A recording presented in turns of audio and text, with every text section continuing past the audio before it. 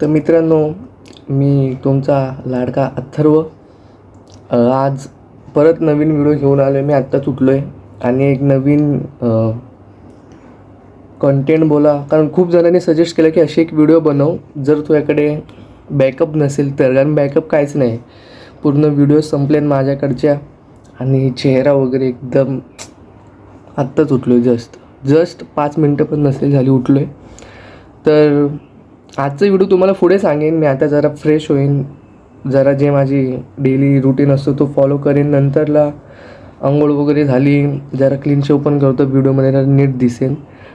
आणि त्यानंतर भेटू. त्यानंतर एकच गोष्ट आहे की आय डोंट नो की कसं वाटेल तुम्हाला की हा मधूनच काय टाकतो असं, पण एक फक्त सजेशन भेटले आणि मला पण वाटलं करून टाकू. कारण काहीच होणार आहे त्याने. ती व्हिडिओ टाकून पण एक एक्सपिरियन्स भेटेल की लोकांना कसं वाटला. मला तर नाही वाटत आवडेल तुम्हाला, पण इट्स फक्त हे बोलतात ना की व्हिडिओ टाकायची म्हणून नाही, पण ट्राय करून बघण्यासाठी मी टाकतो आहे.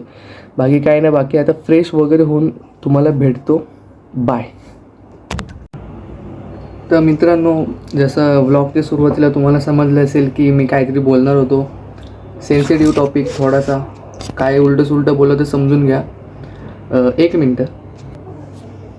तर मी एवढंच बोलणार होतो की मी एक रील बघितली होती. ऑफकोर्स रिअल आहे फेक मला माहीत नाही, पण जेवढी वाटतो ती रिअलच आहे. तर त्या रीलमध्ये एक माणूस असतो, ऑफिसला जात असतो, त्याच्यासोबत त्याचे मम्मी पप्पा असतात. तर तो जात असतो त्यावेळी त्या दोघांना उतरवतो आणि डायरेक्ट अक्षरशः खाली म्हणजे सोडून देतो आणि पुढे जातो. मग खाली कॅप्शनमध्ये लिहिलेलं असतं की त्या माणसांनी त्या दोघांना सोडून दिलेलं असतं. तर खूप वाईट गोष्ट आहे. जेव्हा बघतो तेव्हा आपण विचार करत नाही आपण. आणि त्याचे कमेंट्स तर खूप फनी होत्या. लाईक त्यांच्यावर जेव्हा ह्या गोष्टी होतील त्यावेळी त्यांना समजेल की खूप सेन्सिटिव्ह गोष्ट आहे.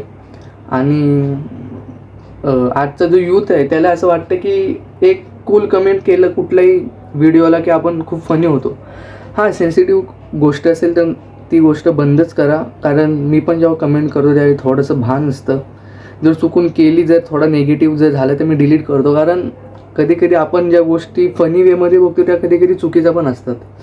आणि ती रील बघून खूप वाईट वाटलं. आणि खास करून कमेंट बघून तर खूप वाईट वाटलं. या माणसाने जे काही केलं असेल, पण इवन आपण त्याला सपोर्ट करतो की भाई 2 कमेंट होत्या अशा की पैसा वसूल केला त्या मुलाने. म्हणजे लाईक काय तुमच्या गोष्टी आहेत, त्या दृष्टिकोन काय.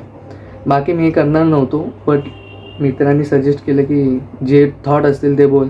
आणि आज खरं तर मी मागाशीच करणार होतो, खूप वेळ झाला. आता तुम्ही बघू शकता 4 वाजून गेलेत, 4:30 वाजलेत. आणि लिटरली सकाळी सुरू केले होते व्लॉगचा इंट्रोड्यूस जो मी केला तो सकाळी केला होता. आणि आता 4 वाजून गेलेत. माझा मित्र आला, त्यासोबत पूर्ण दिवस गेला. तिकडे पण एक व्लॉग झाला, पण मी दुपारी घरी आलो. एवढ्या उन्हातून डोकं पण दुखायला लागलं. मग बोललो की आता असू दे, सोडून देतो, आता झोपतो. आणि झोपेतून उठल्या बोलले अरे सकाळी एक इंट्रोड्यूस करून ठेवला व्लॉग, तो कधी करायचा. म्हणून आता तो ह्या गोष्टीवर बोललो. आणि असं काही नाही की ह्या गोष्टीवर बोललो म्हणजे खूप महान झालो. मी तर अजून काहीच नाही, मी कशात काय नाही, फक्त 12वी झाली आत्ताशी, ती पण रिझल्टवर आहे. तर हा एवढंच बोलत होतो. आणि बाकी जे काय असेल, तुमचे मित्र मैत्रिणी ह्या गोष्टी प्रत्येकाला माहीत असतात. प्रत्येकाचा फ्रेंड सर्कल वेगळा असतो. आणि अजून एक गोष्ट मी त्या ब्लॉगमध्ये बोललो आहे की मुलींबद्दल, की जेव्हा धोका लाईट पडते, ज्यावेळी धोका देतात मुली.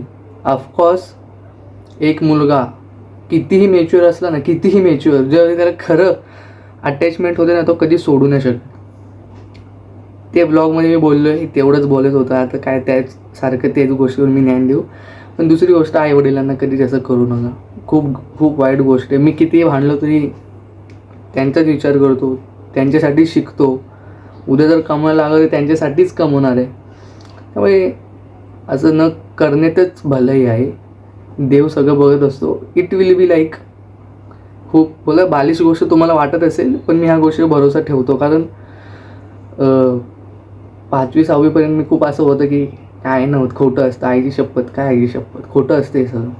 जेव्हा मला समजायला लागलं अरे खोटं असलं तरी माणसं तर भरोसा ठेवतात आणि आपण पण ठेवायलाच पाहिजे माणसांमुळे, नाही तर स्वतःसाठी की अरे आईची शपथ आपण घेते तर खरंच बोलू, तिने जन्म दिला आहे.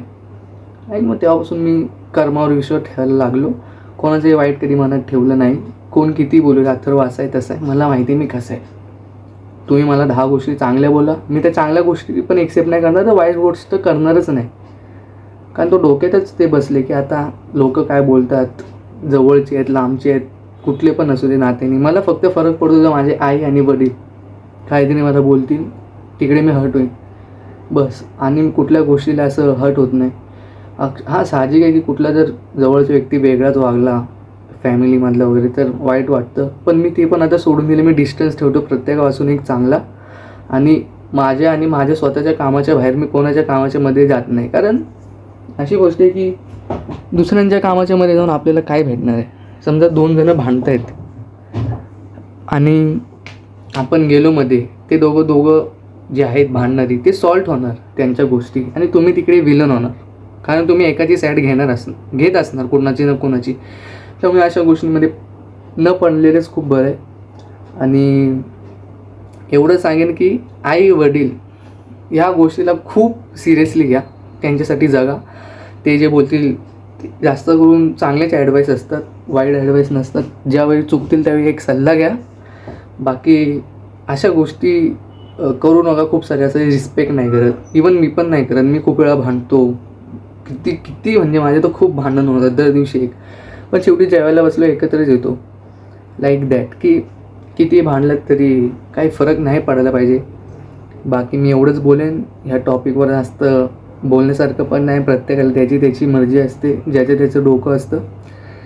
बाकी जर कोणाकडे हे बघा, बाकी कोणाकडे ते टॅनिंग झाल्यावर काय करायचं, कुठला फेस मास्क लावायचा, काय करायचं ते सांगा. कारण खूप टॅनिंग झाली, जो गोरा होतो तो एकदम आता सावळा होत चाललं आहे. बाकी एवढंच बोलेन. आणि आज काय मी भिका पण नाही मागायला, आई भिक्षा बाय.